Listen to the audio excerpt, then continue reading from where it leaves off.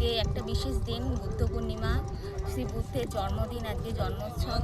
আজকে আমরা একটা নেচার অফ দ্য ক্যানভাসের তরফ থেকে একটা স্যান্ড আর্ট আমরা এখানে আয়োজিত করেছি। এখানে তাও 15-20 জন আর্টিস্ট মিলে এখানে বিভিন্ন প্রান্ত থেকে বিভিন্ন আর্টিস্টরা এসছে। এখানে আমরা এক জায়গায় সমবেত হয়ে বুদ্ধদেবকে ডেডিকেট করে আমরা একটা আর্ট করছি, স্যান্ড আর্ট করছি। কি বার্তা দিতে চেয়েছেন? আমরা আমরা দেখতে পাচ্ছি বর্তমান পরিস্থিতিতে চারপাশে কি যুদ্ধ বিগ্রহের সমারোহ, কিন্তু গৌতম বুদ্ধ যেটা আমাদেরকে সবচেয়ে বড় আমাদেরকে মেসেজ দিয়ে গেছে, তিনি রাজধর্ম ত্যাগ করে তিনি শান্তির বার্তার জন্যে তিনি ধ্যান করেছেন, ধ্যান করে তিনি শান্তির জগতে প্রচার করতে চেয়েছেন। আজকেও আমরা এই বর্তমান পরিস্থিতিতে, দেশের যে যুদ্ধ পরিস্থিতিতে, আমরাও এই বার্তাটাই সমাজকে দিতে চাই যে চারপাশে যেন শান্তি বিরাজ করে।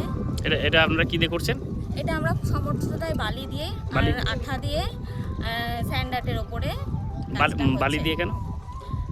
কারণ হচ্ছে বালি একটা প্রকৃতির জিনিস, প্রকৃতির এর থেকে বড় প্রকৃতির দান এখানে বালি আর জল, মেন দুটো এটাই আছে।